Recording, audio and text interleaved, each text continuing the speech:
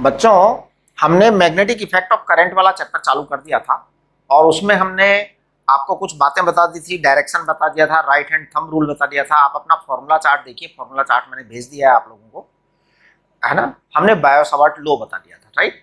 ये Biot-Savart law जो है, इसको मैं एक बार दोबारा लिख देता हूँ, केवल समझाऊंगा नहीं, यानी कि आप उतनी डिटेल नहीं करेंगे जितना आपको पहले बताया था। बायो-सावर्ट्स लॉ, है ना, ये मैं केवल लिख रहा हूं दोबारा एक बार। क्या था ये लॉ? ये था एक स्मॉल वायर था जिसका एक छोटा सा करंट कैरिंग एलिमेंट था जिसको हमने डीएल वेक्टर कहा था। इस डीएल वेक्टर की डायरेक्शन करंट की डायरेक्शन थी, है ना। तो डीएल वेक्टर की डायरेक्शन क्या थी? करंट की डायरेक्शन थी, डायरेक्शन ऑफ करंट। ये डीएल वेक्टर था आपका, करेक्ट। इस डीएल वेक्टर के सेंटर से स्मॉल आर डिस्टेंस पर आपका एक पॉइंट था जहां आपको डीबी की वैल्यू लिखनी थी। तो वो डीबी हमने लिख दिया था और वो हमने लिखा था mu naught I upon 4 pi are, mu naught I upon 4 pi r नहीं, 4 पाई आर स्क्वायर लिखा था और यहां लिखा था डीएल साइन थीटा। आप चेक करें एक बार जरा, क्या ऐसा ही लिखा था हमने? बिल्कुल ऐसा ही लिखा था मैंने। अब मैंने इसको फिर बाद में लिखा था म्यू नॉट आई DL sine theta upon 4 pi लिखा था और आर क्यूब लिख दिया था, फिर आर ऊपर लिख दिया था हमने एक। ऐसा लिखने के बाद फिर मैंने वेक्टर लगाया था यहाँ पे, है ना। आप लोग चेक करिए कि मैंने ऐसा ही किया था या कुछ अलग कर दिया था, चेक करना। 4 पाई आर क्यूब था, फिर मैंने यहां कर दिया था delta l vector cross r vector, delta l vector cross r vector. ध्यान दो, ये बेटा डेल्टा एल वेक्टर की डायरेक्शन इधर थी, आर वेक्टर की डायरेक्शन इधर थी। तो डेल्टा एल क्रॉस आर, जरा डायरेक्शन निकालना, डेल्टा एल क्रॉस आर की डायरेक्शन किधर आएगी? क्रॉस प्रोडक्ट की, ये ऐसे आएगा डेल्टा एल क्रॉस आर। तो आपकी राइट हैंड की फिंगर्स को आप आर डेल्टा एल से आर की तरफ टर्न करो तो थंब आएगा अंदर, यानी इनवर्ड आएगी बी की डायरेक्शन। बिल्कुल इनवर्ड ही आती है आपकी बी की डायरेक्शन। हमने कल बताया था कि अगर करंट ऐसे फ्लो हो रहा है तो इनवर्ड आएगी बी की डायरेक्शन। तो ये डायरेक्शन आपकी इनवर्ड है और मैंने इसको डीएल क्रॉस आर लिख दिया है। इसको मैंने आगे और लिखा था, आगे और लिखा था। जो जो मैंने लिखा था ना वो सब मैं बता दे रहा हूं आपको, आप लोग चेक कर लेंगे कि क्या ऐसा ही लिखा था। Dl vector cross r cap, r cap. फिर हमने इसको लिखा था dB vector equal to mu naught I upon 4 pi लिखा था और इस आर स्क्वायर को अंदर ले गए थे। ये लिखा था हमने dl vector cross r cap upon r square. और इसको फर्दर हमने ग्रेडियंट फॉर्म में लिखा था, ग्रेडियंट फॉर्म यानी del operator form, del operator form. इसको हमने लिखा था dl vector cross minus del operator of 1 upon r, ये हमने लिखा था इस तरह से। ये डीबी वेक्टर हुआ, ये हमने लिख दिया था पूरा। आज हम इसकी एप्लीकेशन करेंगे और इसकी दो छोटी छोटी एप्लीकेशन करेंगे आज। तो मैं आपको सबसे पहला वाला यूज बता रहा हूं इसका। To find B vector due to a current carrying straight finite wire. देखिए, due to a current carrying straight finite wire, straight देखना, स्ट्रेट सही लिखा ना, स्ट्रेट फाइनाइट वायर। चेक करिए, to find B vector due to a current carrying straight finite wire. आपके पास में ये एक फाइनाइट वायर है बेटा, इसकी लेंथ लिमिटेड है, यानी कि आप इसके दोनों एंड्स को हाथ लगाकर छू सकते हैं। देखिए, फाइनाइट वायर यानी जिसकी लेंथ लिमिटेड है, फाइनाइट लेंथ है, उसके दोनों वायर्स को आप हाथ लगा के पकड़ सकते हो। अगर इसकी लेंथ इनफाइनाइट होती तो, इनफाइनाइट कहां होता है? इनफाइनाइट वहां होता है जहां आप पहुंच नहीं सकते, यानी फिर छू नहीं पाओगे उनको, राइट। ये फाइनाइट है तो हम छू सकते हैं, है ना। अब इस पॉइंट से आर डिस्टेंस पर एक पॉइंट है जिस पर पी है पॉइंट। इस पी पॉइंट पर हम चाहते हैं मैग्नेटिक फील्ड पता लगाना। तो आप देखिए, हमारा जो टारगेट है ना वो क्या है? ये आपका प्लस अल्फा कहलाता है, ये आपका माइनस बीटा कहलाता है। तो आप देखिए क्या है, P is a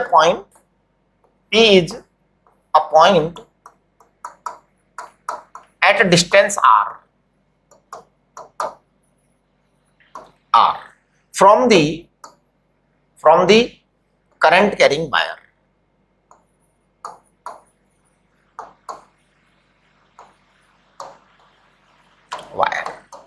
है ना, ends of wire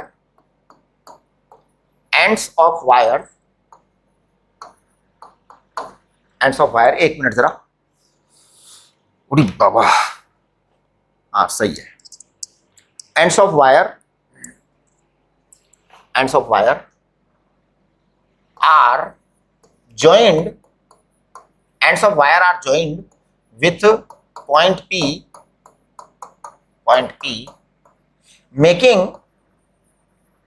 making angles alpha and beta, right. देखो बेटा एक बात सुनो, ये आपका पी वायर है, इस पॉइंट को मैं कहता हूं zero, this is origin point, एकदम परपेंडिकुलर जो सामने वाला पॉइंट है इसको मैं जीरो कह देता हूं, तो इसको मैं कह देता हूं प्लस अल्फा और इसको कह देता हूं मैं माइनस बीटा, करेक्ट। अब देखो अगर मैं यहां पर एक छोटा सा टुकड़ा ले लेता हूं इस वायर का जिसकी लेंथ मान लो DL है, ओके। अब मैं ये जो है ना थोड़ा सा अलग कलर से बना देता हूं जिससे आपको समझ में आएगा। अगर मैं इसके सेंटर को चेक करूं और मैं यहां से इसकी लेंथ को L मान लूं, ये जो स्मॉल सेगमेंट है इसकी लेंथ को मैं L मान लूं, तो अब देखो ये वाला R है, naturally this distance is R। अब मुझे ये बताइए इसके सेंटर से वो जो वायर P, वो जो पॉइंट P है, दिस पॉइंट P है ना, इसके डिस्टेंस क्या होगी, इस वायर की डिस्टेंस क्या होगी। तो मुझे लगता है कि दिस डिस्टेंस यहां से लेके यहां तक की ये R है। अगर मैं इस एंगल का नाम मैं थीटा रख देता हूं, राइट। तो ये एंगल थीटा है बेटा, ये वाला angle, this small piece is theta, ये थीटा है, करेक्ट। अब ये थीटा है तो ये जो लेंथ है ना इसकी वैल्यू आएगी R upon cos theta, right. तो consider a small element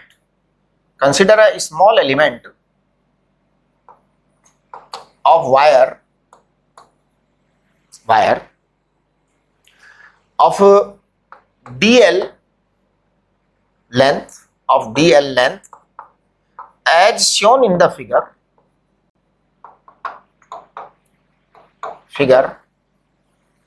at distance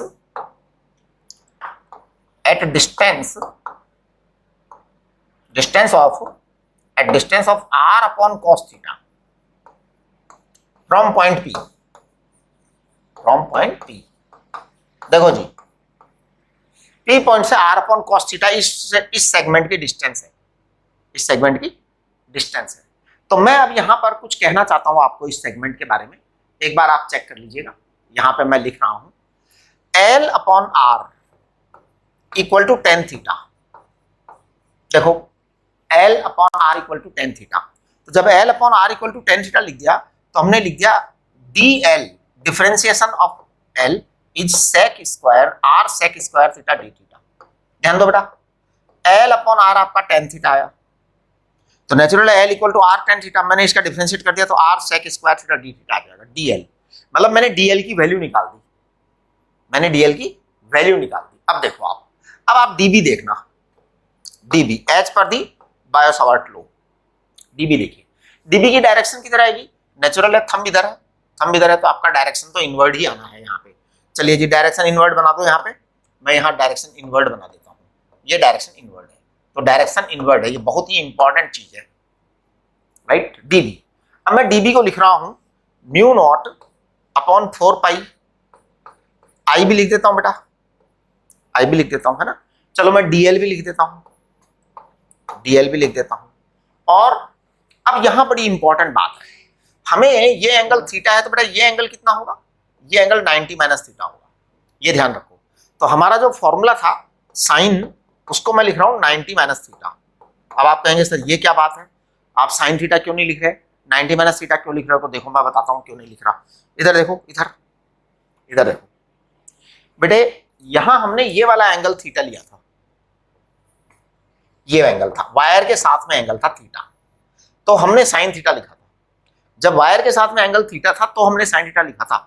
अब आपके साथ यहां वायर के साथ में एंगल जो है ना 90 माइनस थीटा है, this is theta, so this is 90 minus theta. It is very very important thing to consider, you can not dilute the things, है ना, आप ऐसे नहीं कर सकते, चीजों को इधर उधर नहीं कर सकते। तो ये डीएल साइन 90 माइनस थीटा आ गया अपॉन आर स्क्वायर था ना आंसर में, तो आर स्क्वायर को लिख दीजिए आर कॉस थीटा का होल स्क्वायर, ये लीजिए, ये आपका पूरा कार्यक्रम हो गया। अब मैं इसको बस, ठीक है, हम वायर की लिमिट लगाएंगे माइनस बीटा से लेके प्लस अल्फा तक की, डीएल हमारे पास में है, तो देखिए मैं अब इसको ऊपर कर देता हूं। हाँ देखो, मैं इसको पूरे को ऊपर कर दिया, because now I have to do calculation only and nothing special I will do, है ना। हाँ, तो मैं कुछ भी जोरदार काम करने वाला नहीं हूं, आप केवल मेरी कैलकुलेशंस को चेक करिए। 4 पाई आ गया बेटा, मैं कॉस क्यूब थीटा लिख दे रहा हूं अपॉन आर स्क्वायर लिख दे रहा हूं, है ना। हाँ, और डीएल की जगह वो लिख दे रहा हूं, डीएल की जगह R sec square theta D theta, ये लिख दिया मैंने, बस मेरा काम हो गया। अब देखो सेक स्क्वायर थीटा से कॉस स्क्वायर थीटा कट जाएगा, एक कॉस थीटा जिंदा बचेगा, नीचे आर आ जाएगा, तो मैं देखना डीबी वापस से रीराइट कर रहा हूं मैं। अच्छा आई कहां गया भाई, आई को तो जिंदा रखो आप, mu naught I upon 4 pi are, mu naught I upon 4 pi R. हाँ, और बच जाएगा कॉस थीटा डी थीटा, बस इतना ही बच गया, इतना ही बच गया। अब मैं इंटीग्रेट करूंगा तो इसका इंटीग्रेशन की लिमिट लगाऊंगा माइनस बीटा से प्लस अल्फा, बस खत्म, हमारा आंसर आ गया। चेक करना जरा, mu naught I upon 4 pi R, cos theta का इंटीग्रेशन करोगे बेटा साइन थीटा आएगा, sine theta upper limit alpha minus lower limit beta, आप लिखेंगे तो ये आ जाएगा आपका sine alpha plus sine beta. मैंने स्टेप्स काट दिए हैं, स्टेप्स क्यों काट दिए, क्योंकि मुझे पता है सब लोग इंटेलिजेंट है, सब लोग इंटेलिजेंट है। कॉस थीटा का इंटीग्रेशन लिख लेंगे, अपर लिमिट कॉस अल्फा लिखेंगे, लोअर लिमिट क्या लिखेंगे, minus sine minus beta, minus sine minus beta, तो आपका प्लस साइन बीटा आ जाएगा, राइट।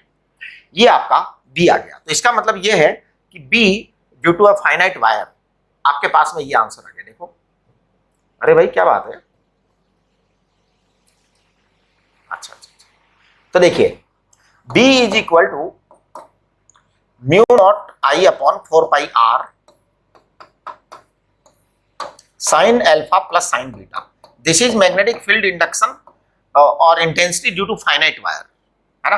तो ये आपका फाइनाइट वायर के लिए रिजल्ट आ गया, तो आप लिख सकते हैं, वो तो खैर कोई बात नहीं है, लिखोगे तो भी, this is what B due to finite current carrying straight wire, finite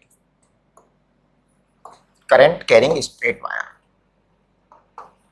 अब बेटा अलग अलग तरह के सीन आपकी लाइफ में बन सकते हैं, कैसे कैसे क्वेश्चन आपकी लाइफ में बन सकते हैं वो मैं बता देता हूं आपको। जैसे मान लो आपके पास में केस हो अप साइड इनफाइनाइट, ऊपर की तरफ इनफाइनाइट हो, अप साइड इनफाइनाइट का केस आ जाए कि वायर नीचे से इनफाइनाइट नहीं है, जैसे ये आपका वायर था ना, एक बार मैं आपको वायर दिखा देता हूँ, देखो ये रहा वायर, ये रहा वायर।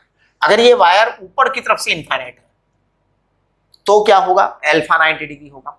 अगर ये नीचे की तरफ इनफाइनाइट हो तो क्या होगा, बीटा 90 डिग्री होगा। तो देखिए आप देखिए up side infinite, up side infinite, तो आप बी देखो क्या आएगा, अप साइड इनफाइनाइट है तो बी आ जाएगा आपका mu naught I upon 4 pi R, तो आएगा बेटा साइन अल्फा 90 डिग्री आएगा तो 1 प्लस साइन बीटा आ जाएगा, राइट। अच्छा, अगर डाउन साइड इनफाइनाइट होता तो, डाउन साइड इनफाइनाइट होता तो क्या आता है, डाउन साइड इनफाइनाइट होता तो बी इक्वल टू आ जाता आपका mu naught I upon 4 pi R 1 plus sine alpha आ जाता, क्योंकि साइन बीटा 90 डिग्री होता फिर। अच्छा, अगर बोथ वे इनफाइनाइट होता तो, both side infinite, both side infinite, both way infinite, इसको कहते हैं फुल इनफाइनाइट वायर, इसको क्या कहते हैं, फुल इनफाइनाइट वायर। दोनों साइड इनफाइनाइट होता है, दोनों साइड इनफाइनाइट होता है तो आपका जो बी आ जाता है ना, वो आ जाता है mu naught I upon 2 pi R आ जाएगा, क्योंकि साइन अल्फा भी 90 डिग्री, साइन बीटा भी 90 डिग्री, अल्फा बीटा दोनों 90 degree, sine alpha 1 sign beta 1, तो ये 2 आ जाएगा, 2 से 2 कैंसिल हो जाएगा, राइट। ये आ जाएगा फुल इनफाइनाइट। अच्छा अब देखो, वन साइडेड इनफाइनाइट होता है और बाकी जीरो होता है, उसको कहते हैं semi infinite wire. Semi infinite wire, अब देखिए सेमी इनफाइनाइट वायर जो होता है ना, इसका मतलब ये होता है कि ये आपका वायर है इनफाइनाइट, और ये आपको मैग्नेटिक फील्ड यहां पता करना है। सेमी का मतलब होता है इधर की तरफ जीरो है, वायर है ही नहीं इधर की तरफ, है ना, तो आपका जो इसका जो वैल्यू आएगा वो ऐसा आएगा।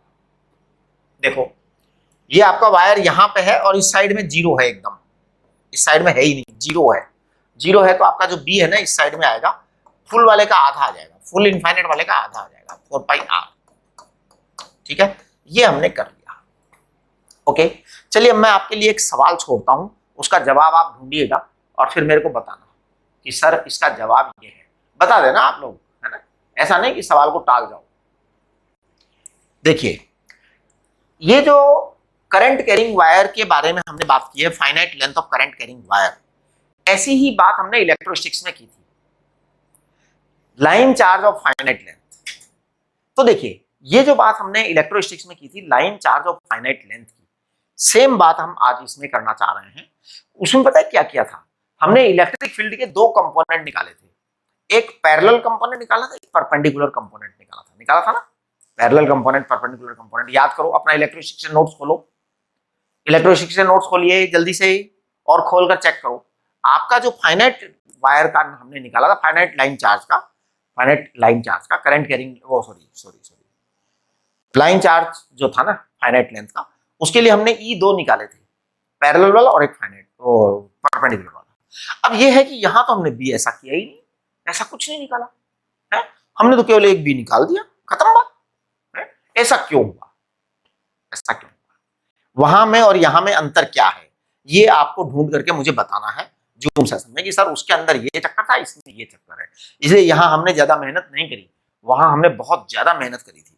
क्यों, वहां पे दो अलग अलग हमने फील्ड निकाले हैं, लेकिन यहां तो हमने कुछ किया ही नहीं, हमने तो सीधा बी निकाल के छोड़ दिया और फिर हमने ये फॉर्मूला लिख दिया, करेक्ट। चलिए अब मैं आपको कुछ क्वेश्चंस देता हूं, वो आपको क्वेश्चंस करने हैं। एक क्वेश्चन मैं सॉल्व करूंगा, उसके बाद आपको करने हैं सारे। तो देखिए सबसे पहले मैं एक क्वेश्चन सॉल्व कर रहा हूं इक्विलैटरल ट्रायंगल का, फिर आप लोगों से मैं सवाल पूछूंगा। ये इक्विलैटरल ट्रायंगल है बेटा, मान लो कहीं से इस इक्विलैटरल ट्रायंगल में कोई करंट आ गया, कहां से आया करंट नहीं पता मुझे, है ना, ये इक्विलैटरल ट्रायंगल है, इस इक्विलैटरल ट्रायंगल में कहीं से कोई करंट आ गया और कहां से आया वो करंट आई डोंट नो। लेकिन अब मैं जरा इस सारे करंट के कारण सेंटर पर मैग्नेटिक फील्ड निकालना चाहता हूं, सेंटर पर मैग्नेटिक फील्ड निकालना चाहता हूं। मैं ऐसा करता हूं, सबसे पहले सेंटर पर मैग्नेटिक फील्ड की डायरेक्शन पता करता हूं। तो ये बेटा इनवर्ड आ रही है, इसके कारण भी इनवर्ड आ रही है, इसके कारण भी इनवर्ड आ रही है। आपको पता है लूप के लिए मैंने आपको बताया था कि आप डायरेक्ट निकाल सकते हो, राइट हैंड फिंगर्स को आप करंट की डायरेक्शन में ले जाएंगे, thumb will show the direction of magnetic field, तो ये आपका इनवर्ड आएगा, ये आपका direction of magnetic field inward आ गया इसके कारण, करेक्ट। अब आपको इसके कारण निकालना है, इसके कारण निकालना है, इसके कारण निकाला, तीनों के कारण इनवर्ड आएगा। तो मैं एक साइड के लिए निकाल देता हूं, मान लो साइड की लेंथ ए है, साइड की लेंथ ए है, तो बेटा इसके सेंटर से इसकी लेंथ कितनी होगी, सेंटर से दिस डिस्टेंस, सेंटर से दिस डिस्टेंस आ जाएगी आपकी a/2√3। अच्छा मैं अगर यहां से इसको कनेक्ट करूं और यहां से इसको कनेक्ट करूं तो ये एंगल कितना आएगा 60 डिग्री, ये एंगल कितना आएगा 60 डिग्री, करेक्ट। अब देखो मैं बी निकाल देता हूं, टोटल बी निकाल देता हूं, मैं पता है इस बी को क्या बोलूंगा, 3b1 बोलूंगा। 3b1 यानी एक साइड का और फिर उसका 3 गुना करूंगा, है ना। तो आप चेक करिए जरा, 3b1 देखना बेटा, b1 में लिख रहा हूं म्यू नॉट I/4 पाई r की जगह लिख रहा हूं a/2√3 और साइन अल्फा की जगह साइन 60 डिग्री, है ना, कॉस बीटा की जगह साइन बीटा की जगह साइन 60 डिग्री, तो √3/2 ये रहा, ये हमारा रिजल्ट आया। एक बार चेक करना आप रिजल्ट को, मैं लिख रहा हूं, है ना, इक्विलैटरल ट्रायंगल का रिजल्ट है बेटा, इसको मैं लिख रहा हूं यहाँ पे, है ना। तो देखना मैं लिख रहा हूं इसको 9 म्यू नॉट I/, ओके √3 आएगा, ये 2 आएगा, 9 म्यू नॉट I/2 पाई है। चेक करना आप जरा क्या किया है हमने एक साइड के लिए निकाला और फिर 3 से मल्टीप्लाई कर दिया। चलिए ये काम हमने कर दिया। अब आप ये 2-3 काम आप करेंगे। आप क्या करेंगे, एक स्क्वायर लेंगे सबसे पहले, और इस स्क्वायर में कहीं से कोई करंट आया होगा। कहां से आया है मुझे नहीं पता, आ गया कहीं से, बस सवाल देने वाले ने दे दिया। अब आपको कुछ नहीं करना, सवाल का आंसर देना है। ये आई है, करेक्ट। अब ये आई है तो इसके सेंटर पर आपको मैग्नेटिक फील्ड निकालना है, राइट।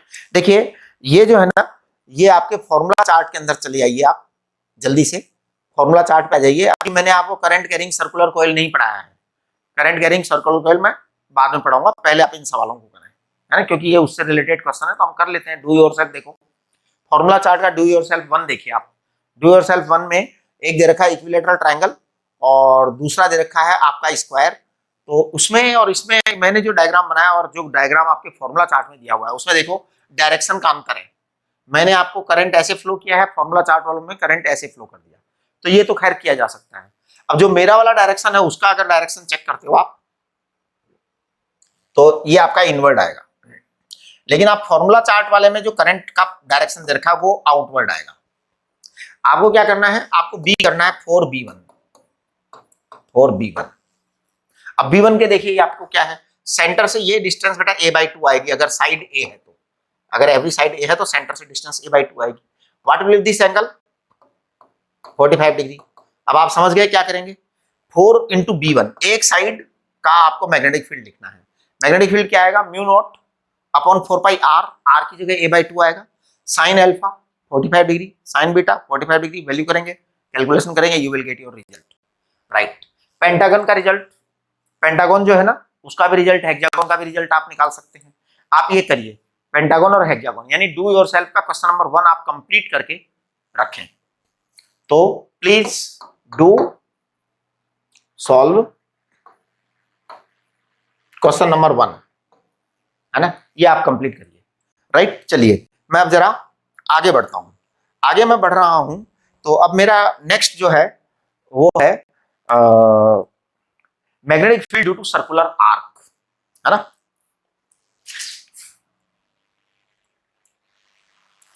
बाबा एक मिनट जरा, जस्ट अ मोमेंट प्लीज। सही है, कोई दिक्कत नहीं। हाँ जी, तो ध्यान दीजिए, मैं अब बात करूंगा मैग्नेटिक फील्ड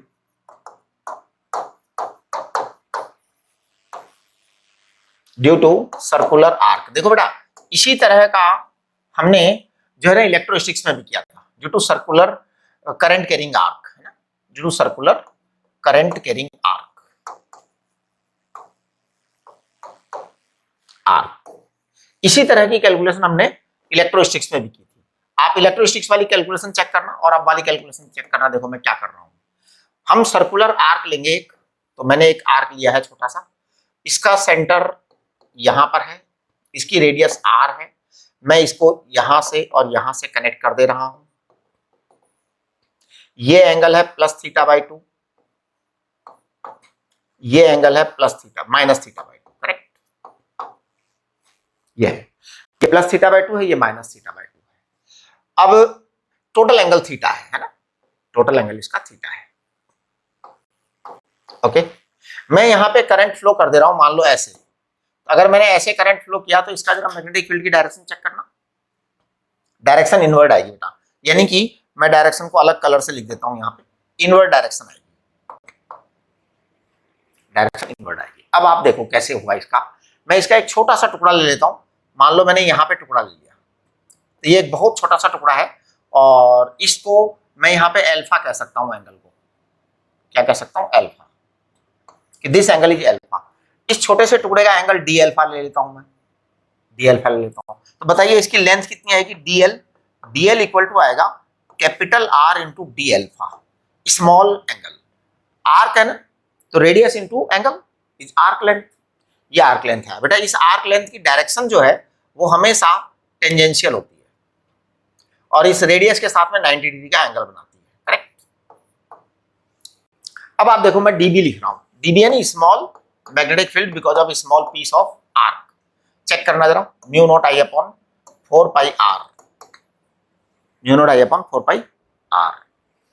अच्छा नहीं, वो बायो सावर्ट लॉ लगाओ पहले, तो आप बाद में करना है ये सब, तो आप आर जो है ना हम बाद में लिखेंगे। म्यू नॉट आई और क्या था आपका डीएल, डीएल साइन जो भी थीटा था वो रख देंगे हम, यहाँ साइन 90 डिग्री लिखूंगा मैं। अब आप कहोगे सर साइन 90 लिख क्यों रहे हो आप? देखिए साइन 90 लिखने का कारण, साइन 90 लिखने का कारण ये है कि ये 90 डिग्री है, ये इसके साथ में 90 डिग्री एंगल बना रहा है, तो हमारा जो ये स्पेसिमेन है, जो एलिमेंट है, वो 90 डिग्री एंगल बना रहा है उस पॉइंट के साथ में, डिस्टेंस के साथ। डिस्टेंस तो आर ही है, डिस्टेंस तो आर ही है, तो आई डी एल और यहां पर मैंने आर स्क्वायर लिख दिया। अब आप चेक करो तो डी बी आपका आ जाएगा कितना, बहुत आसान कैलकुलेशन हो गई है। अब आप कंपैरिजन करना उसके साथ, इलेक्ट्रोस्टैटिक्स के साथ, कि इलेक्ट्रोस्टैटिक्स में हमने क्या मुसीबत खड़ी करी थी। इलेक्ट्रोस्टैटिक्स में पता क्या हुआ था, आपने छोटा सा टुकड़ा लिया था, उसका इलेक्ट्रिक फील्ड इधर आया था, फिर हमने उसके दो टुकड़े कंपोनेंट किए थे, फिर कंपोनेंट करके एक कंपोनेंट कैंसिल हो गया था ऊपर नीचे का, और साइड वाले सारे कंपोनेंट जोड़े थे। यहाँ तो हम कुछ कर ही नहीं रहे कंपोनेंट, हम तो सीधे जोड़ दे रहे हैं। ऐसा कैसे हो रहा है भाई, ये आसान क्यों है? इसका आप कारण ढूंढिए। मैंने पिछला आपको उसके लिए बताया था कि उसमें भी आप कारण ढूंढिए, तो आपका बी जो है ना वो इंटीग्रेशन डी बी आ जाएगा। अब इंटीग्रेशन डी बी को मैं लिख रहा हूं integration mu naught I upon 4πr D alpha, और डी एल्फा को मैंने लिखा है माइनस थीटा बाई 2 से प्लस थीटा बाई 2। तो देखिए आपके पास में ये आ गया है mu naught I upon 4πr, और डी एल्फा को आप केवल एल्फा लिखेंगे, माइनस थीटा बाई 2 से प्लस थीटा बाई 2 लिखेंगे, प्लस थीटा बाई 2 लिखेंगे। ये आपका बी है बेटा, ये आपका बी है।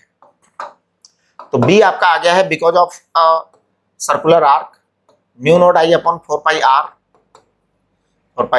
और प्लस थीटा बाई 2 से माइनस थीटा बाई 2, ये थीटा आ जाएगा। ये आपका बी आ गया बेटा, यानी बड़ा ही आसान है। और ये म्यू नॉट आई थीटा अपॉन 4πr एक आपका फार्मूला बन गया। अब आपका थीटा का एंगल जो है ना 60 डिग्री हो सकता है, 120 डिग्री हो सकता है, 180 डिग्री हो सकता है, 240 डिग्री हो सकता है, 360 डिग्री हो सकता है। 360 डिग्री को हम 2π बोलते हैं आजकल। थीटा 60 डिग्री को हम क्या बोलते हैं बताओ? 60 डिग्री को हम π/3 बोलते हैं। ये ध्यान रखना, जैसा दे रखा हमेशा रेडियन में ही रखना है एंगल, कभी डिग्री में नहीं रखेंगे, चाहे कुछ भी दे रखा हो। अब देखो कंप्लीट सर्कुलर कोइल के सेंटर पर क्या होगा, है ना? तो hence value of B at the center of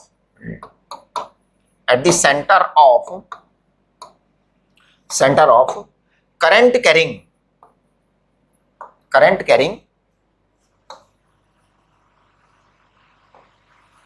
circular coil.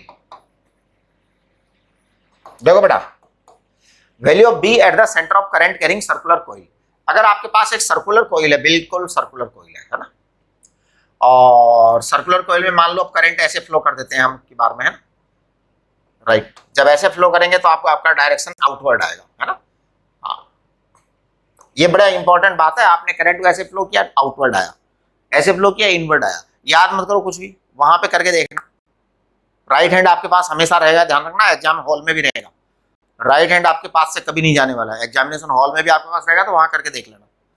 हाँ, मेरे को एक बच्चे की याद आ गई, है ना, एक इन्विजिलेटर था, कॉमर्स आर्ट्स का, कोई लगा दिया होगा एग्जाम के अंदर, तो बेचारा एग्जाम दे रहा था बच्चा। अब उस बच्चे ने राइट हैंड का यूज करना चालू किया, तो इन्विजिलेटर पास में आके कहता है ऐसे क्या कर रहा है तू, निशाने ये इशारेबाजी करके क्या किसी को नकल करवा रहे हो? अब बताओ क्या करे ऐसे इन्विजिलेटर का? वो तो सारे बच्चे करेंगे ना। फिर उसको थोड़ी देर बाद में जब और बच्चों ने भी वैसा ही किया कि अरे ये तो सारे के सारे एक जैसे ऐसे ऐसे कर रहे हैं, ये क्या कर रहा है ऐसे करके, तो वो क्या वहां पे डायरेक्शन चेक कर रहे थे। तो जब सारे बच्चों ने किया तो वो थोड़ा शांत हुआ कि ये तो कोई चक्कर नहीं है। ठीक है, समझ रहे हो आप? थोड़े मस्ती वाली बात थी। अब देखो इसमें क्या है, बी इक्वल टू क्या, mu naught I upon 4πr। Theta बेटा, थीटा आपका 2π हो जाएगा, तो ये आपका mu naught I upon 2πr आ जाएगा। देखो आप इसको, है ना, इसको आप मैच कर सकते हो हमारे एक रिजल्ट से जो आपके फॉर्मूला चार्ट में दिया हुआ। अभी मैंने पढ़ाया नहीं है, मैंने अभी नहीं पढ़ाया है, फॉर्मूला चार्ट में दिया हुआ है, वो रिजल्ट देखो आप। फॉर्मूला चार्ट में देखो आप, ये जो करंट कैरिंग वायर है ना, इसके जस्ट नीचे for a circular current carrying coil के लिए एक फॉर्मूला दे रखा है। उसमें आप x इक्वल टू 0 लिखिए, उस फॉर्मूले में x इक्वल टू 0 लिखो, n इक्वल टू 1 लिखो। तो उस फॉर्मूले में आप क्या लिखें, x इक्वल टू 0 लिखो और n इक्वल टू 1 लिखो, तो देखो आपका रिजल्ट आएगा ये वाला, यानी आप चेक कर सकते हैं इसको। दूसरा मैं आपको एक सजेशन और दूंगा, थोड़ा सजेशन क्या है वो, मतलब एक इंफॉर्मेशन है कि हमारे टीचिंग ऑर्डर में और एनसीईआरटी के ऑर्डर में इस चैप्टर में डिफरेंस रहेगा। एक्चुअली मैग्नेटिज्म में डिफरेंस रहेगा कि मैं जिस चीज को पहले पढ़ाऊंगा एनसीईआरटी ने उसको बाद में दे रखा है, और जिस चीज को एनसीईआरटी ने पहले दे रखा है मैं उसको बाद में पढ़ाऊंगा। कंटेंट वैसा आएगा, पूरा आएगा, यानी ना तो मैं तो खैर ज्यादा ही पढ़ाऊंगा, उतना एनसीईआरटी में है नहीं, तो मैं जितना ज्यादा पढ़ाऊंगा उतना एनसीईआरटी में है नहीं, राइट। लेकिन थोड़ा सा ऑर्डर जो है ना बिगड़ा हुआ है, इसलिए आप अभी एनसीईआरटी ना करें, इस चैप्टर की एनसीईआरटी अभी मत करिए, एनसीईआरटी इस चैप्टर की हम करेंगे 1 वीक के बाद। समझ गए आप? इस तरह से आपका ये बी आ जाएगा यहाँ पे, तो ये कंप्लीट आ गया बी। तो आप उसको चेक कर सकते हैं, फॉर्मूला चार्ट में जो करंट कैरिंग सर्कुलर कॉइल के लिए एक्सिस वाला फॉर्मूला दे रखा है। एक्चुअल में एक्सिस क्या होती है कि ये आपका सेंटर एक्सिस पर, वो मैं कल डेराइव करूंगा, मतलब अगले लेक्चर में हम उसको करेंगे। एक्सिस वाला आपका इधर आएगा, इन्होंने यहाँ पे दे रखा है आपको। तो अब देखिए आप, ये आपको करना है। इसके अलावा देखिए मैं आपको कुछ क्वेश्चंस और देता हूं, वो क्वेश्चंस आपको करने हैं, ठीक है। तो क्वेश्चंस नोट करिए होमवर्क के लिए। हालांकि मैं इन सबके जो है ना जवाब आपको अगले लेक्चर में करवाऊंगा। आप देखना, ये आपका एक इक्विलैटरल ट्रायंगल है, इक्विलैटरल ट्रायंगल है बेटा, और ये इक्विलैटरल ट्रायंगल है। एक इक्विलैटरल ट्रायंगल हम और ले लेते हैं, ये भी इक्विलैटरल ट्रायंगल है। चलिए अब हम यहाँ पे एक स्क्वायर लेते हैं।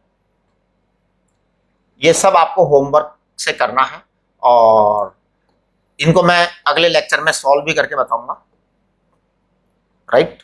ये आपका है, और ये आपका सर्कल है, ये सर्कल है बेटा, है ना।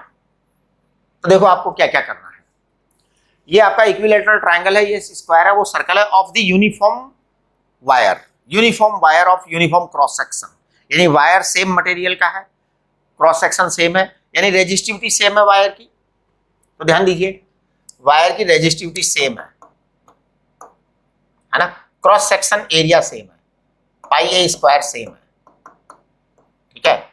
यानी कि आपका जो वायर है उसका resistance per unit length same है, तो इक्वल यूनिफॉर्म वायर है, मटेरियल सेम है और थिकनेस सेम है। अब देखिए आप, अगर मैंने यहां से करंट आई को एंट्री करवाया और यहां से करंट आई को एग्जिट किया, तो इधर से कोई करंट I1 जाएगा, उधर से करंट जाएगा I माइनस I1, तो ये आपका I माइनस I1 यहां आएगा ना। अब आपको यहां सेंटर पर जो है ना B वेक्टर का पता लगाना है, B की वैल्यू पता लगानी है सेंटर पर। तो यहां मैंने क्वेश्चन मार्क खड़ा कर दिया है, यहां भी मैं क्वेश्चन मार्क खड़ा करूंगा सेंट्रोइड पर, सभी सेंटर पर क्वेश्चन मार्क है, यानी यहां आपको B की वैल्यू पता करनी है, राइट। तो you have to find out value of B at the centre, correct. अब देखिए, अगर मैं यहां से करंट जो है ना इधर से एंटर कराऊं, ऐसे यहां से कराता हूं, यहां से करंट की एंट्री हुई है जी आई, और मैं इस करंट को यहां से निकाल देता हूं, ये लो। अब आप जो है ना B वेक्टर निकालिए सेंटर पर, इसकी वैल्यू। तो यहां से करंट आई का जो है ना 2 डिवीजन होगा, एक I1 और इधर क्या आ जाएगा, इधर I माइनस I1 आ जाएगा, या I2 आ जाएगा, जो भी लिख दो आप, है ना। डिवीजन आपको अपने वायर के अकॉर्डिंग करना है, रेजिस्टेंस के इनवर्सली प्रोपोर्शन में डिवीजन होगा करंट का, जिधर रेजिस्टेंस ज्यादा उधर करंट कम, और जिधर रेजिस्टेंस कम उधर करंट ज्यादा, ऐसा होने वाला है, राइट।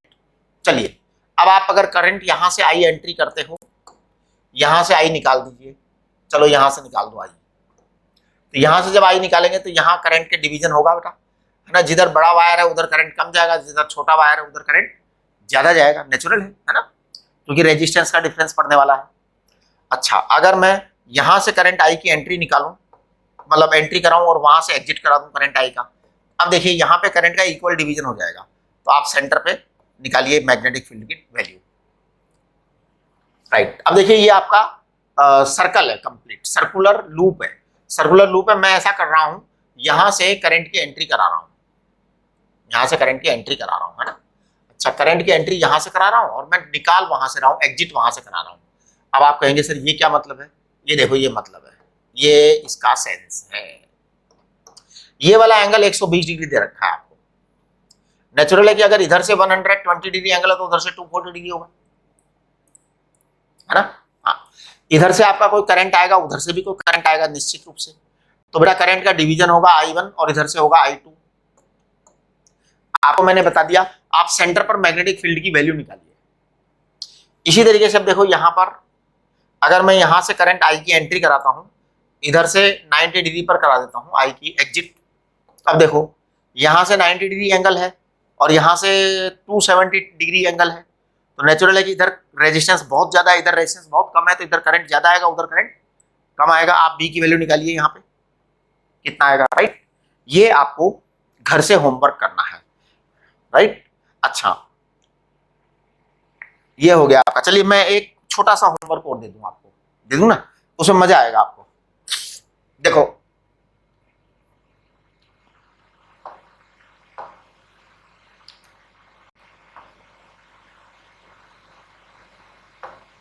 देखो जी, ठीक है।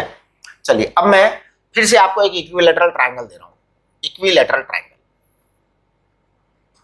थोड़ा बड़ा बनाओ, बनाना तो इक्विलैटरल ही लेकिन थोड़ा सा बड़ा बनाते हैं ना। ये लो जी, इक्विलैटरल ट्रायंगल है और मैं ऐसा कर रहा हूं, इस इक्विलैटरल ट्रायंगल की ये वाली साइड है ना मोटी कर दे रहा हूं। ये क्या हुआ भाई, सेम साइड का कैसे हो गया ये? अरे बाप रे, ये इक्विलैटरल ट्रायंगल की साइड मोटी है। अब ध्यान दो आप, इसका क्रॉस सेक्शन कम है, इसका क्रॉस सेक्शन ज्यादा है, राइट?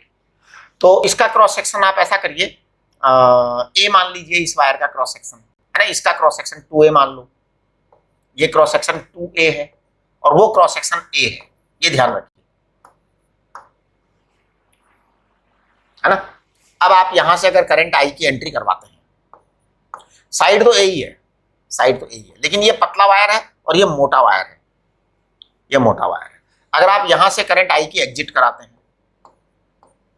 अब देखो यहां पर करंट I1 आएगा, यहां पर करंट I2 आएगा, तो अब दोनों साइड में करंट आएगा। आपको सेंटर पर B की वैल्यू एंड डायरेक्शन दोनों निकालने हैं, है ना? वो तो वैल्यू निकालनी है तो डायरेक्शन तो निकालोगे ही, बिना डायरेक्शन के वैल्यू आएगी नहीं, क्योंकि पता नहीं पड़ेगा ना सम करना है, एडिशन करना है, सब्ट्रैक्शन करना है, क्या करना है। वेक्टर क्वांटिटी है बेटा, बी वेक्टर वेक्टर क्वांटिटी है, तो आपको निकालना है ये, करेक्ट? चलिए अब मैं एक स्क्वायर बना देता हूं, स्क्वायर, देखना स्क्वायर। अब मैं इस स्क्वायर का क्या कर रहा हूं, ये यहां से ये वायर, ये मोटा वायर है, ये यहां तक मोटा वायर है साहब, आधा, यानी ये आधी जगह तक मोटा वायर है। अब आपने यहां से करंट की एंट्री कराई है, मैंने ये वायर मोटा ले लिया, बाकी पतला वायर है वहां से, लेंथ साइड तो ए ही है ना? अब देखिए इसका क्रॉस सेक्शन आपका ए है, इसका क्रॉस सेक्शन ए है, यहां इसका भी क्रॉस सेक्शन ए है, क्रॉस सेक्शन, और ये आपका 2a है क्रॉस सेक्शन, इसका क्रॉस सेक्शन 2a है ना? तो ए क्या है, क्रॉस सेक्शन है, क्रॉस सेक्शन। करंट आई आपने एंट्री करा दो, यहां से वहां से एग्जिट करा दो, तो नेचुरल है आपका करंट डिवीजन अकॉर्डिंगली होगा। क्या रेजिस्टेंस है, क्या है, वो तो आपको सॉल्व करना है। आपको सेंटर पर मैग्नेटिक फील्ड पता करना है, सेंटर पर मैग्नेटिक फील्ड पता करना है, बी की वैल्यू पता करनी है बेटा। वैल्यू पता करोगे तो डायरेक्शन आपको पता करनी ही पड़ेगी, नहीं तो वैल्यू आपका आएगा नहीं। इसी तरीके से मैं एक जो है ना रेगुलर हेक्सागन बना देता हूं। देखो आपका जो है ना फॉर्मूला चार्ट, इसके अंदर देखिए डू योरसेल्फ 1, उसको तो आपको सॉल्व करना ही है। ये थोड़ा सा अलग तरह का मामला है ना? ये मैं हमेशा क्लास में कराता हूं, फॉर्मूला चार्ट में नहीं देते हैं हम ये सब। कई चीजें हैं ऐसी जो फॉर्मूला चार्ट में नहीं मिलेंगी। फॉर्मूला चार्ट इसलिए थोड़ी बनाया हुआ है कि पूरा कंटेंट उसमें आ जाएगा, कंटेंट तो बेटा क्लासरूम में ही आएगा पूरा, तो ये क्लासरूम इसीलिए इंपॉर्टेंट है। चलिए देखो ये थोड़ा अच्छा नहीं बना ना, एक्चुअल में ये अच्छा इसलिए नहीं बना, ये शायद गड़बड़ हो रहा है ना, इधर वाला गड़बड़ है। चलो इधर वाले को मैं सुधार दूं क्या? चलो मान लो अच्छा है, मान लो सही है जी, सही है। ये सेंटर है साहब, सेंटर पर आपको बी की वैल्यू पता करनी है ना? मैं करंट यहां से निकाल रहा हूं, यहां से एंट्री करा रहा हूं और यहां से एग्जिट करा रहा हूं। ये करंट यहां से एंट्री करवाइए, वहां से एग्जिट कराइए, राइट। अच्छा, अब आप देखिए कि ये जो है ना पतला वायर है, मैं यहां से इस वायर को मोटा कर दे रहा हूं, मोटा मोटा उड़ी उड़ी उड़ी, मोटा रखो भाई, इससे कैसे हो रहा है, ये मोटा आ गया। अरे यार ये तो ज्यादा ही मोटा कर दिया, फिर ज्यादा मोटा कर दिया क्या, चलो ज्यादा मोटा कर लो, ज्यादा मोटा करो भाई, ज्यादा मोटा करो। अरे यार भाई ये क्या बात है, ये इंस्ट्रूमेंट खराब है क्या, आप समझिए ज्यादा मोटा कर दिया। हाँ, अब देखो ये क्या मोटा किया है, इसका मैं क्रॉस सेक्शन एरिया ए ले रहा हूं, ए, और इसका 3A ले रहा हूं, 3A क्रॉस सेक्शन एरिया, 3 गुना मोटा है ये वायर, राइट। अब आपने यहां से करंट आई को एंट्री किया तो करंट आई यहां से निकलेगा, तो यहां कुछ होगा डिवीजन, यहां कुछ होगा डिवीजन, आपको सेंटर पे मैग्नेटिक फील्ड निकालना है। रिजल्ट यहां क्वेश्चन मार्क लगा हुआ है, डायरेक्शन आपको डिसाइड करनी है, डायरेक्शन आपको डिसाइड करनी है, प्लीज कोई कंफ्यूजन नहीं। ये मैंने डॉट जो है ना केवल ऐसे ही लगाया सेंटर दिखाने के लिए, इसका डायरेक्शन से कोई लेना देना नहीं है, इसका डायरेक्शन से कोई लेना देना नहीं भैया, ये डॉट को आप डायरेक्शन मत समझ जाना, ठीक है। तो ये आप करिए, फिर कल जो है हम मैग्नेटिक फील्ड की कैलकुलेशन करेंगे due to current carrying circular coil on its axis, ठीक है। तो कल हम ऑन इट्स एक्सिस करेंगे और हेल्महोल्ट्ज कॉइल पढ़ेंगे कल, ठीक है। तो ये दोनों काम हम कल करेंगे, और बाकी जो है आप लोग ये काम कंप्लीट करिए, उसके बाद में हम सोलेनोइड एंड टोरॉइड को पढ़ेंगे। तो सबसे पहले हम circular current carrying coil complete करेंगे, राइट, ठीक है। चलिए, तो थोड़ा सा यहाँ पे एक चीज होगी, मेरे ऑर्डर में और एनसीईआरटी के ऑर्डर में थोड़ा सा डिफरेंस है, तो वो कोई बात नहीं है, आपको अभी एनसीईआरटी करनी नहीं है ना, 3-4 दिन बाद करना है एनसीईआरटी, क्योंकि जब तक मेरा भी ऑर्डर में जो है ना, मैं अभी आगे वाला चल रहा हूँ, अगर आपको देखना है तो एनसीईआरटी में देखना आगे मेरा वाला कंटेंट कहाँ आ रहा है, वैसे जरूरत नहीं है अभी, ठीक है।